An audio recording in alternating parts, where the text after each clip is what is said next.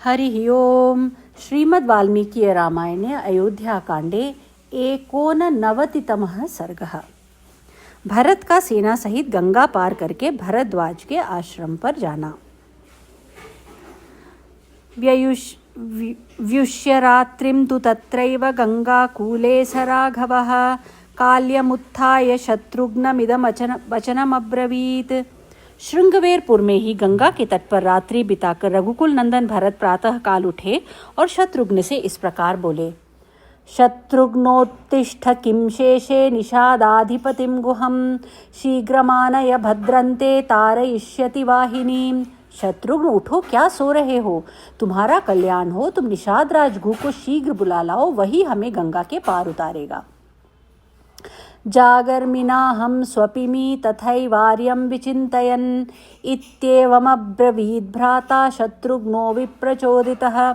उनसे इस प्रकार प्रेरित होने पर शत्रुघ्न ने कहा, भैया मैं भी आपकी ही भांति आर्य श्री राम का चिंतन करता हुआ जाग रहा हूँ, सोता नहीं हूँ। इति संवदतोरेवमन्योन्यं नरसिंहयोः आगम्य प्राञ्जलिकाले गुहो वचनमब्रवीत्। वे दोनों पुरुष सिंह जब इस प्रकार परस्पर बातचीत कर रहे थे, उसी समय गुह उपयुक्त वेला में आ पहुंचा और हाथ जोड़कर बोला। कच्चित् सुखम नदी तीरे वात्सी काकुस्त शर्वरीं कच्चिच्च सह सैन्यस्य तव नित्यमनामयम्। ककुस कुलभूषण भरत जी, इस नदी के तट पर आप रात में सुख से रहे हैं ना? सेना सहित आपको यहाँ कोई कष्ट तो नहीं हुआ है? आप सर्वथा निरोग हैं ना? गुहस्य तत्तु वचनं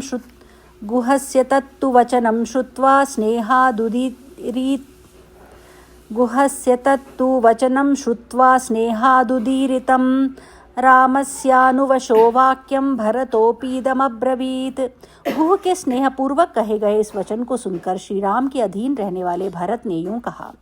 सुखानः शर्वरी धीमन् पूजिताश्चापि ते वयं गंगान्तु नौभिर्बह्निभिर्दाशा संतारयन्तु नः। बुद्धिमान निषादराज, हम सब लोगों की रात बड़े सुख से बीती है। तुमने हमारा बड़ा सत्कार किया, अब ऐसी व्यवस्था करो जिससे तुम्हारे मल्लाह बहुत सी नौकाओं द्वारा हमें गंगा के पार उतार दे। ततो गुहः संत्वरितः श्रुत्वा भरतशासनं प्रतिप्रविश्य नगरन्तं याति जनमब्रवीत्। भरत का यह आदेश सुनकर गुह तुरंत अपने नगर में गया और भाई बंधुओं से बोला। उत्तिष्ठत प्रबुध्यध्वं भद्रमस्तु हि वत्सदा नावसमुपकर्षध्वं तारयिष्यामि वाहिनीं। उठो, जागो, सदा तुम्हारा कल्याण हो, नौकाओं को खींचकर घाट पर ले आओ, भरत की सेना को गंगा जी के पार उतारूंगा। ते तथोक्ता समुत्थाय त्वरिता राजशासनात् पंचनावां शतान्येव समानिन्युः समन्ततः।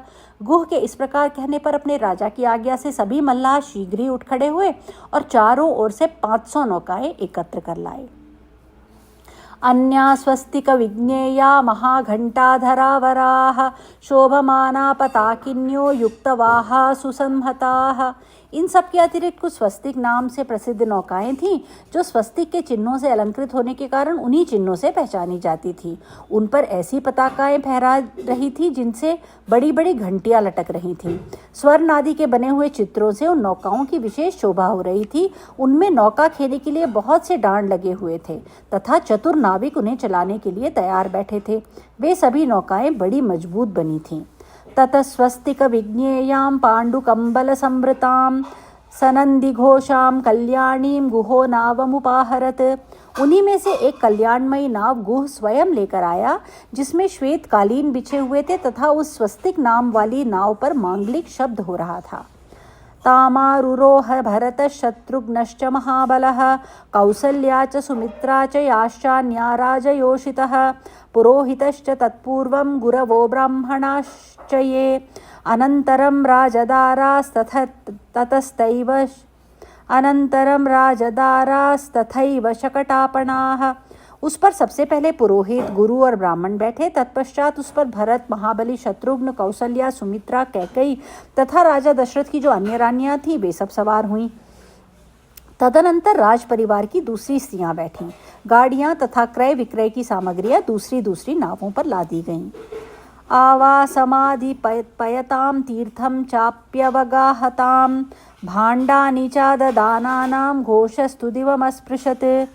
कुछ सैनिकों बड़ी बड़ी मशालें जलाकर, यहाँ आवासमादीपयताम का अर्थ कुछ टीकाकारों ने यह किया है कि वे अपने आवास स्थान में आग लगाने लगे। आवश्यक वस्तुओं को लाद लेने के बाद जो मामूली झोपड़े और नगण्य वस्तुएं शेष रह जाती हैं उनमें छावनी उखाड़ते समय आग लगा देना यह सेना का धर्म बताया गया है। इसके दो रहस्य हैं। किसी शत्रु पक्षी या व्यक्ति के लिए अपना कोई निशान ना छोड़ना, यह सैनिक नीति है। दूसरा यह है कि इस तरह आग लगाकर जाने से विजय लक्ष्मी की प्राप्ति होती है, ऐसा उनका परंपरागत विश्वास है। कुछ लोग शीघ्रतापूर्वक घाट पर उतरने लगे तथा बहुत से सैनिक अपने अपने सामान को यह मेरा है, यह मेरा है, इस तरह पहचान कर उठाने लगे। उस समय जो महान कोलाहल मचा वह आकाश में गूंज उठा। पताकिन्यस्तु तानावः स्वयं दाशैरधिष्ठिताः वहन्त्योजनमारूढ़ं तदा संपेतुराशुगाः। उन सभी नावों पर पताकाएं फहरा रही थीं। सबके ऊपर खेने वाले कई मल्लाह बैठे थे। वे सब नौकाएं उस समय चढ़े हुए मनुष्यों को तीव्र गति से पार ले जाने लगी। नारीणामभिपूर्णास्तु काश्चित् काश्चित्तु वाजिनां काश्चित् तत्र वहन्ति स्म यानयुग्यं महाधनम। कितनी ही नौकाएं केवल स्त्रियों से भरी थीं। कुछ नावों पर घोड़े थे तथा कुछ नौकाएं गाड़ियों, उनमें जोते जाने वाले घोड़े, खच्चर, बैल आदि वाहनों तथा बहुमूल्य रत्न आदि को ढो रही थी। तास्तु गत्वा परम तीरमवरोप्य च तं जनं निवृत्ताकाण्डचित्राणि क्रियन्ते दाशबन्धुभिः। वे दूसरे तट पर पहुंचकर वहां लोगों को उतारकर जब लौटी, उस समय मल्ला बंधु जल में उनकी विचित्र गतियों का प्रदर्शन करने लगे। सवै जयन्तास्तु गजा गजारोहै प्रचोदिताः तरन्तस्म प्रकाशन्ते सपक्षा इव पर्वता। वैजयंती पताकाओं से सुशोभित होने वाले हाथी महावतों से प्रेरित होकर स्वयं ही नदी पार करने लगे। उस समय वे पंखधारी पर्वतों के समान प्रतीत होते थे। नावश्चारुरुहुस्त्वन्ये प्लवैस्तेरुस्तथा परे अन्ये कुंभघटैस्तेरुरन्ये तेरुश्च बाहुभिः। जितने ही मनुष्य नावों पर बैठे थे और कितने ही बांस तथा तिनकों से बने हुए बेड़ों पर सवार थे। बहुत लोग बड़े बड़े कलशों, कुछ छोटे घड़ों और कुछ अपनी बाहुओं से ही तैरकर पार हो रहे थे। सा पुण्याध्वजिनी गंगां दाशै संतारिता स्वयं मैत्रे मुहूर्ते प्रययौ प्रयागवनमुत्तमम्। इस प्रकार मल्लाहों की सहायता से वह सारी पवित्र सेना गंगा के पार उतारी गई। फिर वह स्वयं मैत्र नामक मुहूर्त में उत्तम प्रयागवन की ओर प्रस्थित हो गई। 2-2 घड़ी दंड का एक मुहूर्त होता है। दिन में कुल 15 मुहूर्त बीतते हैं। इनमें से तीसरे मुहूर्त को मैत्र कहते हैं। बृहस्पति ने 15 मुहूर्तों के नाम इस प्रकार गिनाए हैं: रौद्र, सार्प, मैत्र, पैत्र, वासव, आप्य, वैश्व, ब्राह्य, प्राज, ईश, ऐन्द्र, ऐन्द्राग्न, नैऋत, वारुणार्यमण तथा भगी, जैसा कि वचन है। रौद्रस्सार्पस्तथा मैत्र पैत्रो वासव एव च आप्यो वैश्वस्तथा ब्राह्य प्राजेशैन्द्रास्तथैव च ऐन्द्राग्नो नैऋतश्चैव वारुणार्यमणो भगी। एते क्रमशो ज्ञेया मुहूर्ता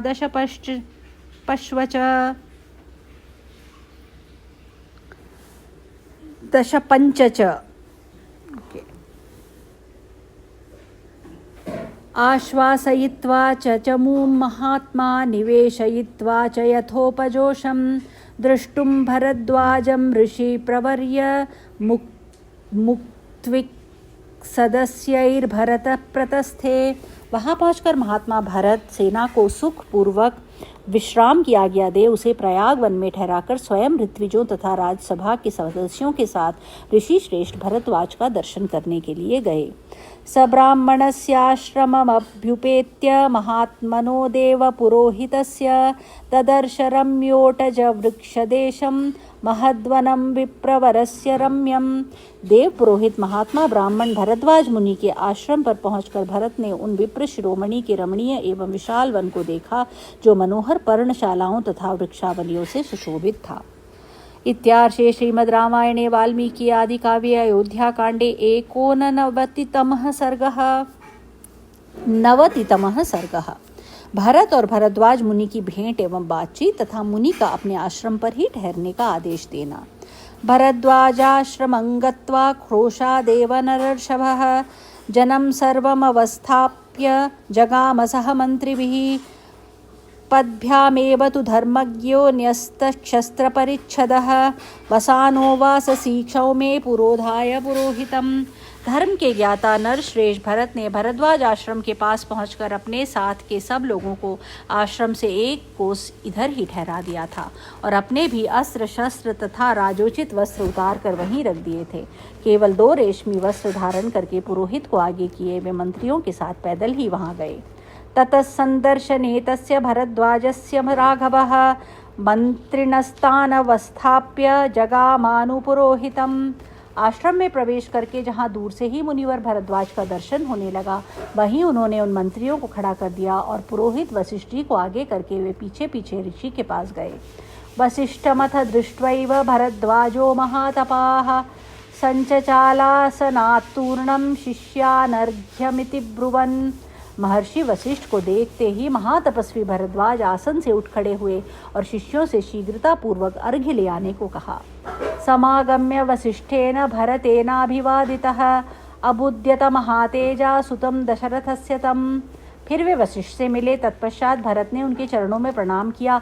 महातेजस्वी भरद्वाज समझ गए कि राजा दशरथ के पुत्र हैं। ताभ्यामर्घ्यं च पाद्यं च दत्त्वा पश्चात् फलानि च आनुपूर्व्याश्च धर्मज्ञ पप्रच्छ कुशलंकुले। धर्मज्ञ ऋषि ने क्रमशः वशिष्ठ और भरत को अर्घ्य पाद्य तथा फल आदि निवेदन करके उन दोनों के कुल का कुशल समाचार पूछा। अयोध्यायां बले कोशे मित्रेष्वपि च मंत्रिषु जानन् दशरथं वृत्तं न जानमुदाहरत्। इसके बाद अयोध्या सेना खजाना मित्र वर्ग तथा मंत्रिमंडल का हाल पूछा। राजा दशरथ की मृत्यु का वृत्तांत वे जानते थे, इसलिए उनके विषय में उन्होंने कुछ नहीं पूछा। वसिष्ठो भरतश्चैनं पप्रच्छतुरनामयं शरीरेग्निषु शिष्येषु वृक्षेषु मृगपक्षिषु।